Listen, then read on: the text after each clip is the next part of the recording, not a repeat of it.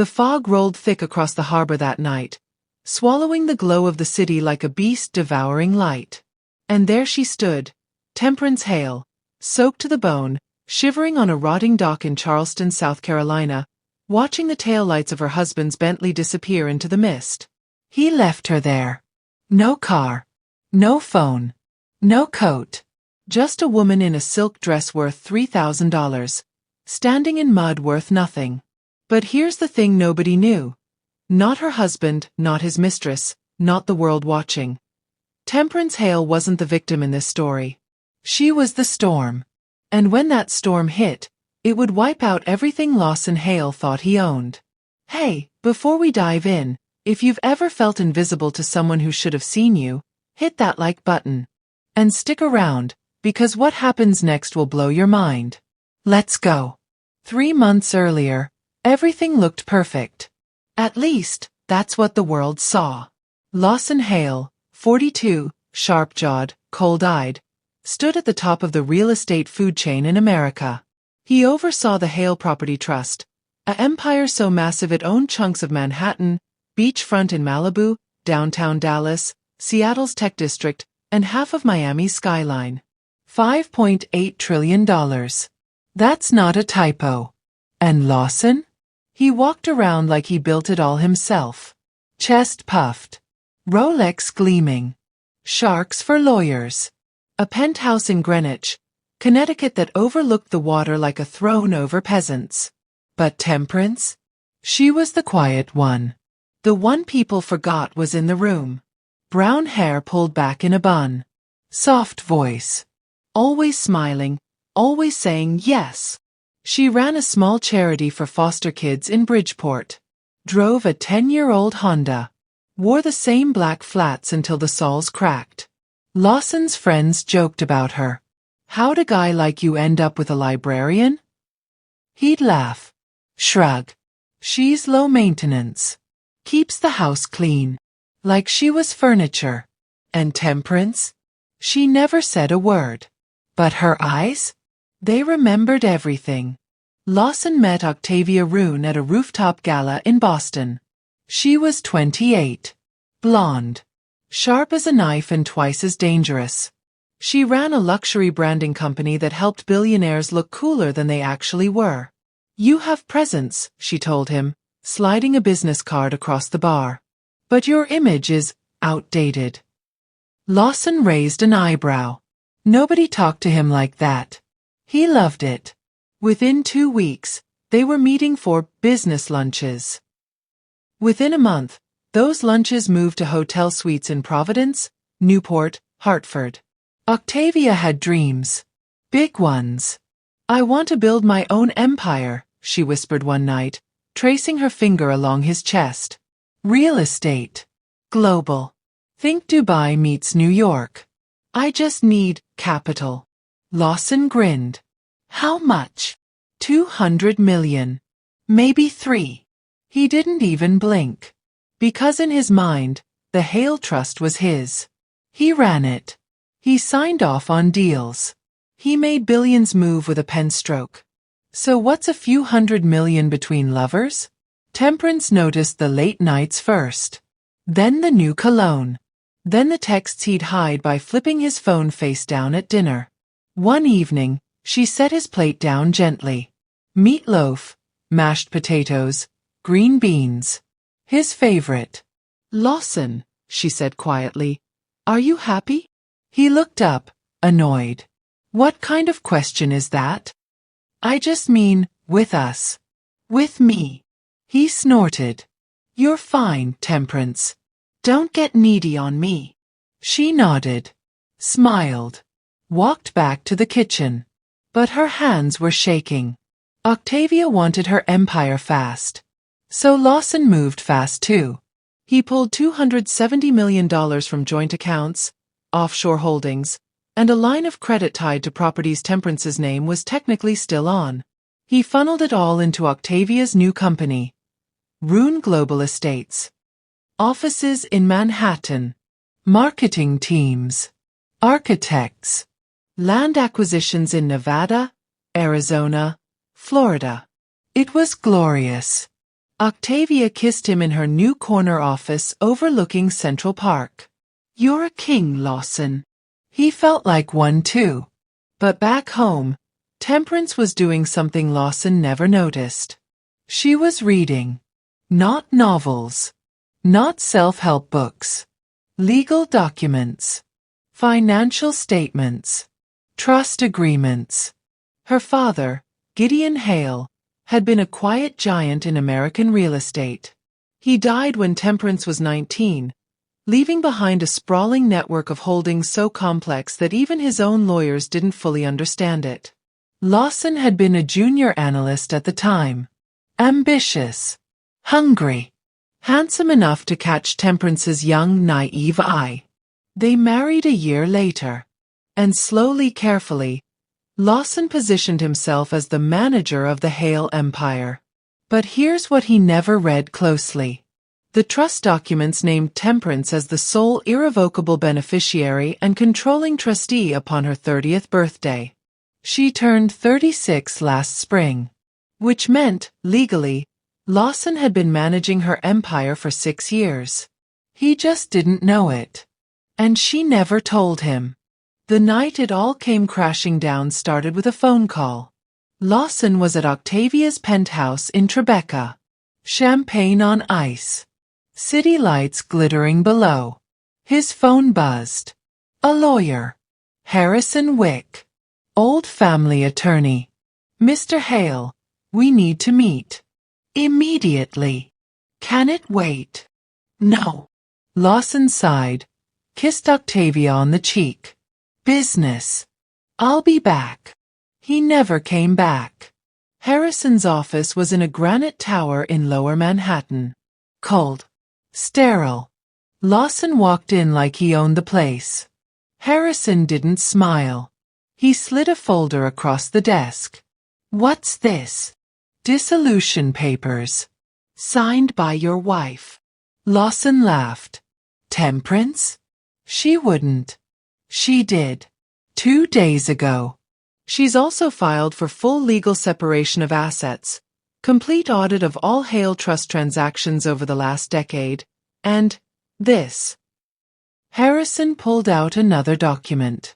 Lawson's eyes scanned it. His face went white. "This says, she owns the trust." "Correct." "That's impossible. I've been running it for. You've been overseeing it. On her behalf. As a non-equity manager. Your signature has always required her counter-signature to be legally binding. You just never noticed because she always signed." Lawson's mouth opened. Closed. "That can't be right." Harrison leaned forward. "It is. And the $270 million you moved into Rune Global? That was trust money. Her money. Without her written approval, that's embezzlement." The room spun. Lawson gripped the desk. She knew. She's known for years. He tried calling her. Straight to voicemail. He tried the house. Empty. He tried her sister in Savannah. "She doesn't want to talk to you, Lawson." "Where is she?" Click. Panic set in. He raced back to Greenwich. The penthouse was dark. Cold. Her closet. Empty. Her desk. Cleared.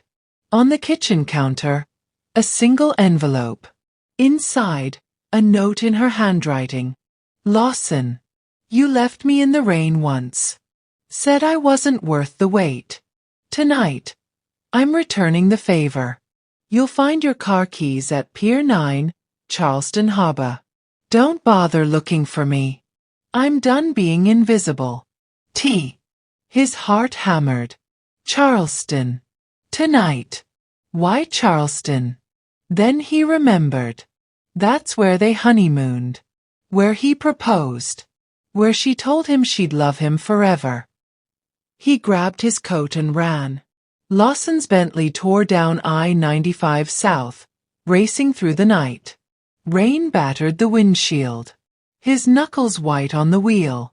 He had to find her. Explain. Fix this. But when he arrived at Pier 9 3 hours later, the dock was empty. Just fog. And a pair of car keys sitting on a wooden post. He stepped out into the cold, calling her name. Temperance. Nothing. The wind swallowed his voice. And somewhere far away, in a sleek black SUV heading north, Temperance Hale sat in the back seat, phone in hand. She opened a secure app, pressed one button, and just like that, every account Lawson had access to, frozen. Every property deed he thought he controlled, transferred. Every contract with Octavia's company, voided. Her lawyer's voice crackled over the line. It's done. Temperance exhaled slowly.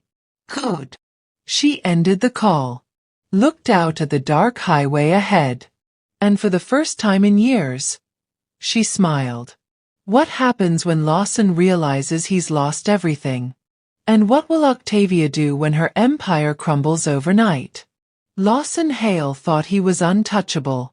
He drained $270 million from accounts that weren't his, built his mistress an empire with money he never owned, and abandoned his wife on a foggy dock like she was trash. But Temperance Hale? She wasn't broken. She was waiting. And the moment she pressed that button, Lawson's entire world collapsed. Everything he thought he controlled? Gone. Everything he thought he built? Lies. Now the real storm begins. And if you're already hooked, smash that like button because what happens next is absolute chaos. Let's go. Morning broke cold over Manhattan. Lawson hadn't slept. He sat in his penthouse, former penthouse, staring at his phone like it was a bomb that had already exploded. 17 missed calls from his lawyer. 43 emails from panicked department heads. And one text from Octavia. What the hell did you do? He didn't answer. Because he didn't know. The first blow came at 9:07 a.m. A courier arrived. Hand-delivered envelope. Legal seal. Lawson ripped it open. Notice of termination. Effective immediately. His position as managing director of the Hale Property Trust, revoked. His salary, stopped. His access to all corporate accounts, properties, and assets, frozen. He read it twice. 3 times. His hands shook. This can't be legal. But it was. Every signature he'd ever made on behalf of the trust had been countersigned by Temperance. She'd been the real authority all along. He was just the face. The voice.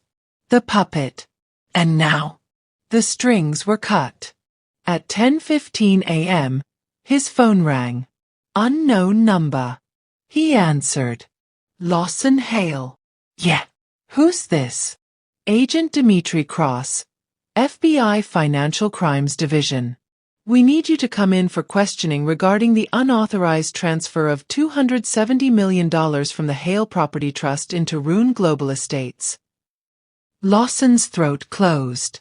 That was a business investment.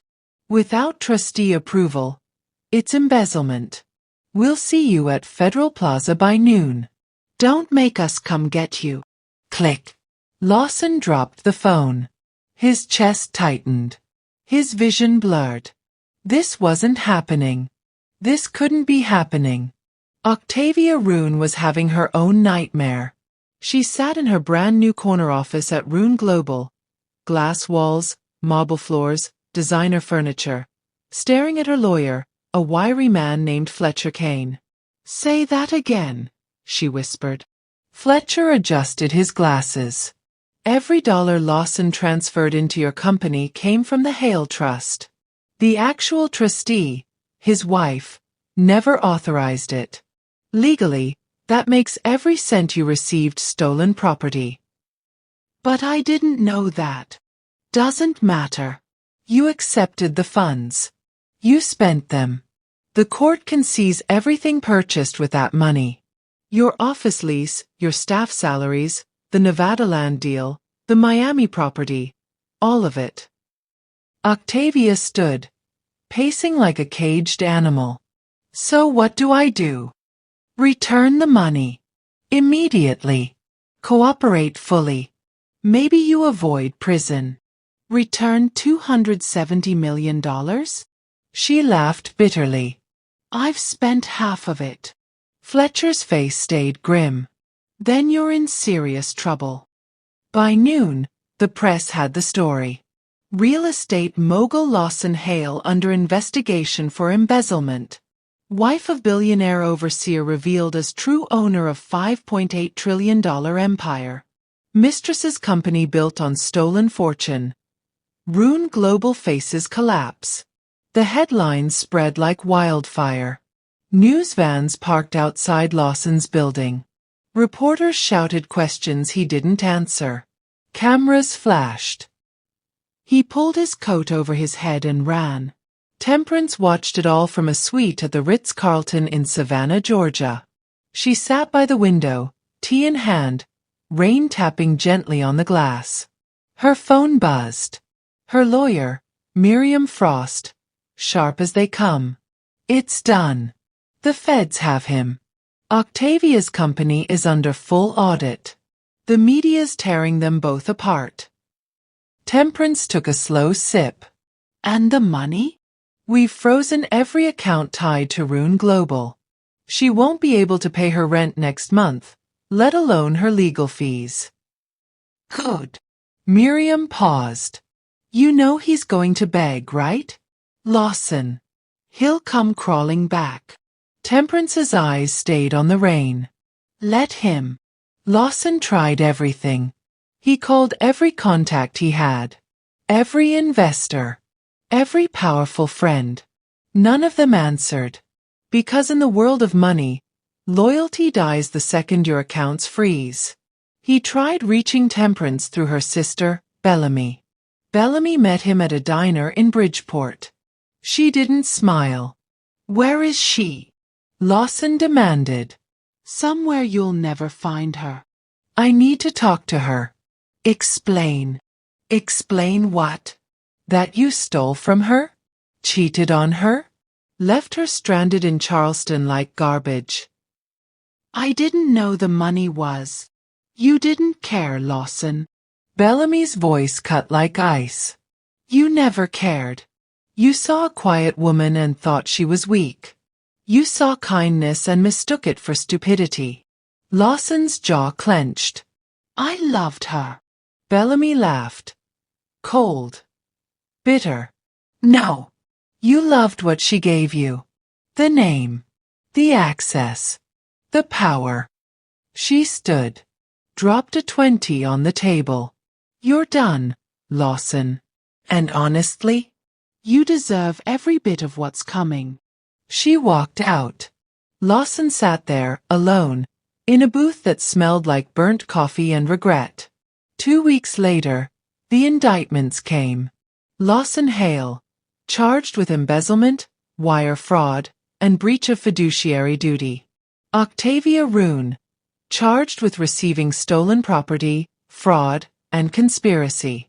Bail was set at $10 million each. Lawson couldn't make it. His accounts were frozen. His assets seized. He spent his first night in a federal holding cell in Brooklyn, staring at cinder block walls, wondering how it all fell apart so fast. Octavia made bail. Barely. Her parents mortgaged their house in Charleston. But her empire? Gone. Rune Global dissolved within a month. Employees fired. Contracts voided. Dreams shattered. She sat in her childhood bedroom, surrounded by participation trophies and faded posters, sobbing into her hands. Everything she built. Gone. Everything she wanted. Ashes. And all because she loved a man who never truly owned anything. 3 months after the indictments, Temperance did something nobody expected. She held a press conference. It was small. Intimate. Just her, a podium, and a handful of reporters in a modest conference room in Bridgeport. She wore a simple navy dress. Hair down. No makeup. No jewelry. She looked free. I'm not here to gloat, she began, voice steady. I'm here to tell you who I am. Because for too long, I let someone else define me. The cameras clicked. My father built the Hale Property Trust from nothing. He believed in giving people homes, dignity, a future. And when he died, he left that responsibility to me. Not because I was smart or ambitious, but because he trusted me to care. She paused. I married Lawson when I was young. I thought love meant sacrifice. I thought being a good wife meant being small, quiet, agreeable. Her voice didn't waver. I was wrong. Silence. Lawson didn't steal from a company. He stole from me. From my father's legacy. From every family living in a Hale property who trusted us to do right by them. She looked directly into the camera. And I will spend the rest of my life making sure that legacy stands. Not for revenge. Not for power. But because it's the right thing to do. A reporter raised a hand. What happens to Lawson? Temperance's expression didn't change. That's for the courts to decide. I've forgiven him. But forgiveness doesn't mean forgetting. Or excusing. Another reporter. And Octavia Roone? She made her choices. Now she lives with them. Do you regret marrying him? Temperance smiled. Small, sad, real. I regret losing myself. But I don't regret finding my way back. Lawson watched the press conference from his lawyer's office. He sat slumped in a chair, unshaven, hollow-eyed. When Temperance said she forgave him, something inside him cracked. Not relief. Shame. Because forgiveness from someone you destroyed? That's the heaviest weight of all. His lawyer cleared his throat. The DA's offering a plea deal. 7 years. You'd be out in 5 with good behavior. Lawson stared at the screen. At the woman he thought he knew. Take it, he whispered. Octavia never went to trial. She took a plea deal too. 3 years. Restitution payments for the rest of her life. Her parents stopped speaking to her. Her friends, gone. She moved to a tiny apartment in Tallahassee, Florida, working night shifts at a call center, paying back money she'd never fully repay. Some nights she'd think about Lawson. About the penthouse. The champagne. The dream. And she'd wonder if it was ever real. Or just a beautiful lie she told herself. 5 years later, Temperance stood on the deck of a restored historic home in Beaufort, South Carolina. It was one of her projects, turning old, forgotten properties into affordable housing for single mothers and foster families. The sun was setting. Golden light spilled over the water. A young woman approached. Early 20s. Nervous smile. Miss Hale. Temperance turned. Yes. I just wanted to say thank you. I grew up in one of your homes in Bridgeport. It saved my life. Temperance's eyes softened. What's your name? Sloan. It's good to meet you, Sloan. They shook hands. Sloan walked away, smiling. Temperance looked back at the water. Somewhere out there, Lawson was living in a halfway house in Newark, working construction, trying to rebuild a life from nothing. Octavia was answering phones in Florida, still drowning in debt. And Temperance? She was finally truly herself. Not a wife. Not a victim. Not invisible. Just a woman who learned that the quietest people often hold the loudest power. And when they finally speak, the whole world listens. You know what the saddest part is? Lawson had everything. A woman who loved him. A legacy handed to him. Wealth beyond imagination. And he threw it all away because he thought she was nothing. Have you ever underestimated someone? or been underestimated yourself? Drop your story in the comments. I read every single one. And if this story taught you anything, share it. Because someone out there needs to hear it. Hit that subscribe button. Turn on notifications. Because we've got more stories coming that'll shake you to your core. Thanks for watching. And remember, never mistake kindness for weakness. See you in the next one. Yendi.